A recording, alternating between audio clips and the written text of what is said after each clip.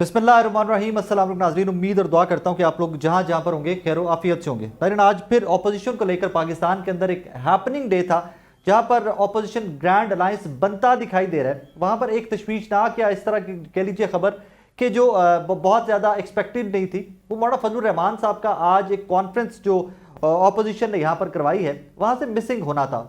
Obviously मौलाना फजलुर रहमान साहब की बात कर रहा हूँ तो JUIF की बात कर रहा हूँ। JUIF की रिप्रेजेंटेशन भी आज कहीं पर नजर नहीं आई। और मजे की बात यह है कि ये कॉन्फ्रेंस जो अपोजिशन इत्तेहाद करवा रहा है, शाहिद खान बाई साहब, महमूद खान अचकजई साहब, उनको 3 डिफरेंट वेन्यूज चेंज करने पड़े और फिर चौथे जगह पर, चौथे मकाम पर जाकर उनको आज इस कॉन्फ्रेंस की इजाजत मिली। धुआंधार तकारीर हुई, आइन की बात हुई, कानून की बात हुई, आपके और मेरे बुनियादी इंसानी हकूक की बात हुई। But it's very unfortunate to say कि अपोजिशन कोई भी हो वो हमेशा इन तमाम चीज़ों के ऊपर बात करती है और हुकूमत हमेशा ऐसी आवाज़ें दबाने की बात करती है। बिलावल भुट्टो जरदारी साहब की गुफ्तगू एक रिसेंट तकरीब की बड़ी इंटरेस्टिंग है। उन्होंने फरमाया कि हमें हर हेडलाइन को कंट्रोल करने की ख्वाहिश से भी निकलना होगा।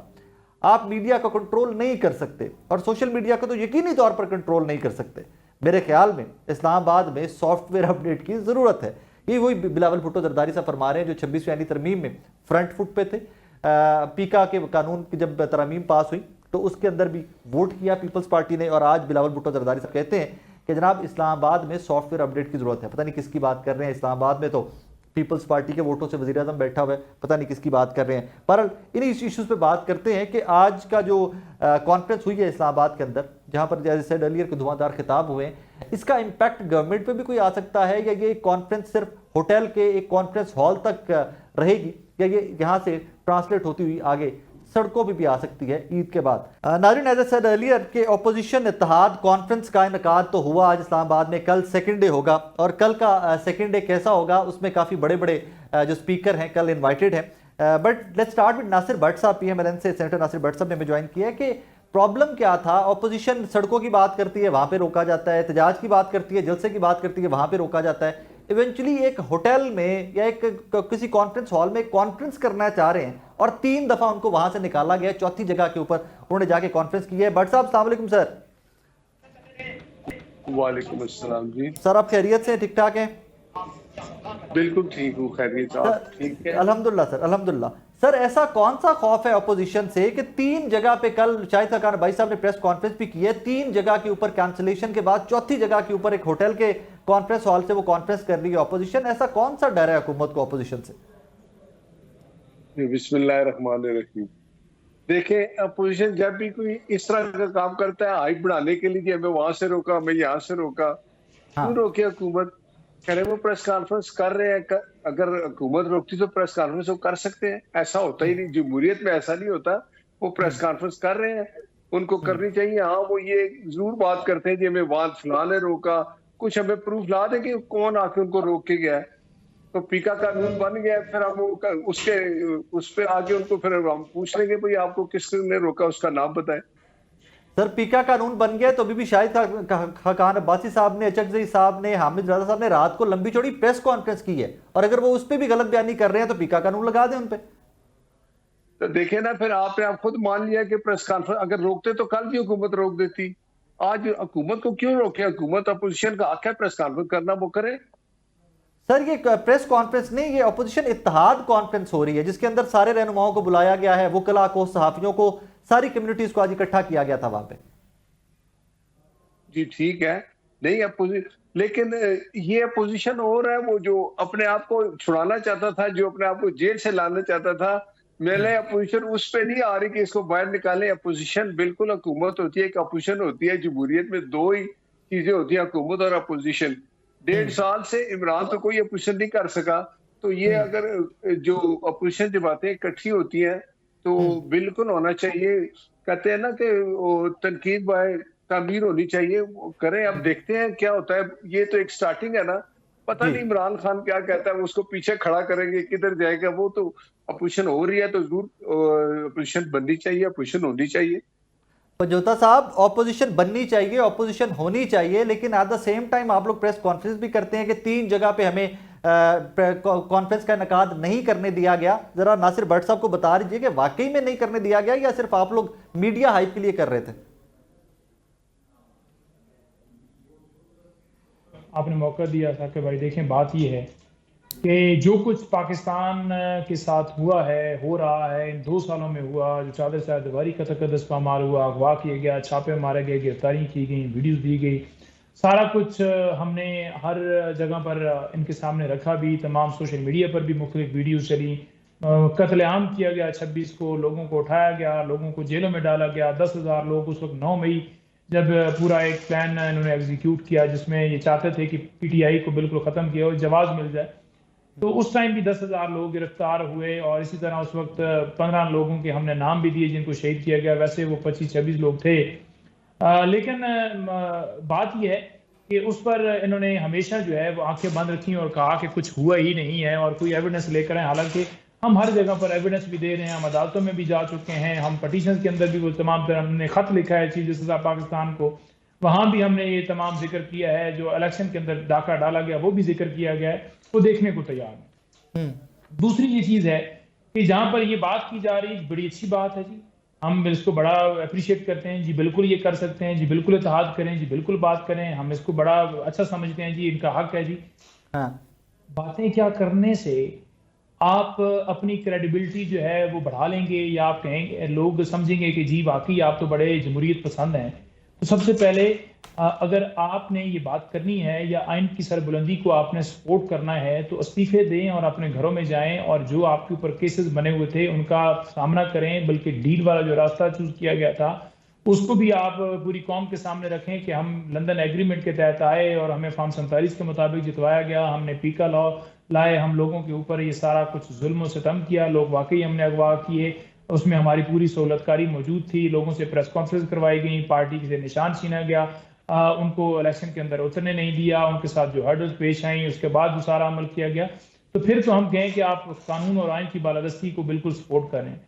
जब आप प्रैक्टिकली आपका चेहरा असल और है और आप टीवी चैनल्स के ऊपर आकर बैठ के, मैं पिछले प्रोग्राम में बैठा था तो वहां पर भी नून लीग की एक रहनुमा थी, उन्होंने कहा जी कि बड़ा जबरदस्त है, हम तो इसको सपोर्ट करें। कहां पर आप सपोर्ट करें? मंडी सर आप बाउल में। कोई देखिए सबूत दे दीजिए ना, आप कोई सबूत दे दीजिए कि आपको रोका गया है।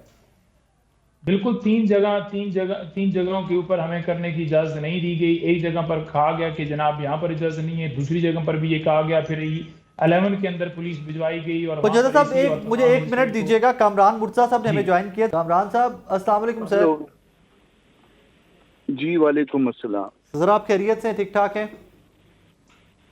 जी अल्लाह का एहसान। सर आज ऑपोजिशन इत्तेहाद कॉन्फ्रेंस थी इस्लामाबाद में और पहले एक्सपेक्टेशंस ये थी कि JUIF से भी मौलाना फजलुर रहमान साहब नहीं तो उनकी जमात की रिप्रेजेंटेशन तो नजर आएगी, बट सर आज JUIF की रिप्रेजेंटेशन नजर नहीं आई कॉन्फ्रेंस में।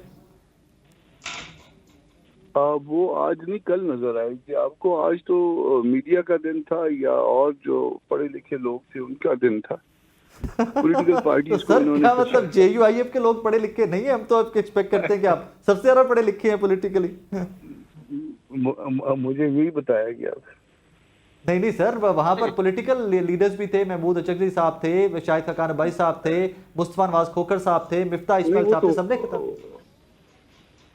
वो होस्ट होंगे। मैंने बात की थी, अपना हुसैन से बात की थी, उन्होंने कहा था कि आप कल कीजिए अपना वो कर लें, क्योंकि हमारा मतलब हम पार्ट ऑफ अलायंस तो नहीं है ना जी। तो not being part of alliance means कि इन डेज टू कम अगर PTI या शाहिद खाकान अब्बासी साहब कोई प्रोटेस्ट कॉल करते हैं तो you are not going to be part of that either. अभी तक कोई पता नहीं है, हमारी अपनी रिजर्वेशंस हैं, अभी तक उसको रिस्पॉन्ड नहीं किया गया, तो हम पार्ट ऑफ अलायंस नहीं है। बहरहाल हम शामिल होंगे। सेकंड सर खबरें हमारी आएगी। कुछ खबरें आ रही थी कि मौलाना फजलुर रहमान साहब को अगर सरबराह बनाया जाता है इस ग्रैंड ऑपोजिशन अलायंस का तो तब मामलात आगे थ्रू हो सकते हैं। Is that a demand? नहीं, ऐसी खाम लोग जो है ना उसको ऐसी बात के बतंगड़ बना लेते हैं। रिजर्वेशन है वो हमारी वर्कर्स के हवाले से है, क्योंकि हमारा एक माजी रहा है जी। कोई ऐसी डिमांड्स नहीं है कि जी हमें सरबराह बनाए, और कोई कहता है कि जी हमें गवर्नमेंट में हिस्सा दें, तो गवर्नमेंट में हिस्सा अगर लेना होता तो शायद इससे बड़ी वाली गवर्नमेंट में हिस्सा ले लेते, मगर नहीं लेना। तो KP गवर्नमेंट के अंदर भी आपको शेयर नहीं चाहिए, कोई उसमें पावर शेयरिंग नहीं चाहिए? नहीं, कतई नहीं। हम अपोजिशन में थे, अपोजिशन में हैं, अपोजिशन में रहेंगे, कम से कम इस सेटअप में जो भी सेटअप चल रहा है। और sir in days to come मौलाना ने कोई इस तरह का सिग्नल भी दिया है पीपल इसको, तहरीक इंसाफ को या शाहिद खाकान अब्बासी साहब को, चकजी साहब को, कि अगर कल को आप सड़कों पे आते हैं तो हम आपके साथ होंगे? नहीं, ऐसी कोई बात नहीं है। हमारे यहाँ जो है ना एक और मसला है। हमारे यहाँ मामला ये है कि हमारी मरकजी काउंसिल पहले उसको वो करेगी, फिर उसके मामले को टेकअप करेगी, उसके सामने रखा जाएगा, फिर उसके बाद शूरा में आएगा, फिर उसके बाद आमला में आएगा। तो ये हमारे 3 फोरम्स हैं, और ये फोरम जब तक अप्रूव नहीं करते हैं तो फिर बड़ा मुश्किल हो जाएगा कि हम जो है इतना बड़ा फैसला कर सकें। सर एक और कमेंट आपका चाहूंगा। बिलावल भुट्टो जरदारी साहब ने रिसेंटली एक तकरीब में गुफ्तगू करते हुए कहा है कि हमने मौलाना फजलुर रहमान साहब से आईनी तरमीम पर मुज़ाकरात किए और इसके बाद ये तरमीम एक कॉम्प्रोमाइज्ड शक्ल में मंजूर हुई है। सर ये कॉम्प्रोमाइज्ड शक्ल क्या है? ये तो अंग्रेजी उनको अच्छी आती है हमसे ज्यादा, वो भी ऑक्सफोर्ड से आए, उन्होंने स्पीच भी की है, तो अभी हमसे अंग्रेजी क्या, उसमें हमारी तो इंटरप्रिटेशन की गलत हो जाती है। तो ये तो नहीं सर, लेकिन ये सारा कुछ जो तरमीम में चेंजेस हुई थी, जो तरमीम में कुछ चेंज हुई थी, वो भी तो आप लोगों की वजह से हुई थी ना दैट टाइम। देखिए हम इसको रेजिस्ट करते रहे 5 हफ्ते तक जो है ना, हमने इसका मुकाबला किया इस मामले में। और आपको पता होगा कि जिस रात ये तरमीम जो है वो 56 क्लासेस थे उसमें, जिस रात हमको हैंड ओवर हुई थी तो सुबह के लिए इजलास था, और तो ख्याल उनका ये था कि शायद हम उसके ऊपर जो है ना सुबह वोट कर देंगे, तो ऐसा नहीं हुआ। हमने उस 56 उनके जो 56 क्लासेस थे उसको फिर 22 क्लासेस तक हमने महदूद किया, और 22 क्लासेस में भी जो है वो एक क्लास बाद में इंसर्ट हुआ, यानी वो 56 क्लासेस को हमने 21 उनकी क्लासेस तक जो है वो महदूद किया था। सर एक और उन्हीं का कमेंट है कि बिलावल साहब का, इस्लामाबाद में सॉफ्टवेयर अपडेट की जरूरत है। सर किसका सॉफ्टवेयर अपडेट करना चाह रहे हैं बिलावल साहब अब? मुझे तो सबके सॉफ्टवेयर अपडेट करने हैं, वो दाएं भी और बाएं भी और ऊपर भी और नीचे भी। सर होता दिखाई भी दे रहा है या सिर्फ बयान है? ये बयान है, वो इसी तनख्वाह पे काम करेंगे। कामराज साहब thank you very much Indeed. कल आई एम श्योर कि कल आप लोगों से मुलाकात कॉन्फ्रेंस में will have a chance to hear you guys. Thank you very much sir. एक छोटा सा ब्रेक लेना है, ब्रेक के बाद वापस आ रहे हैं, मेरे साथ रहिएगा।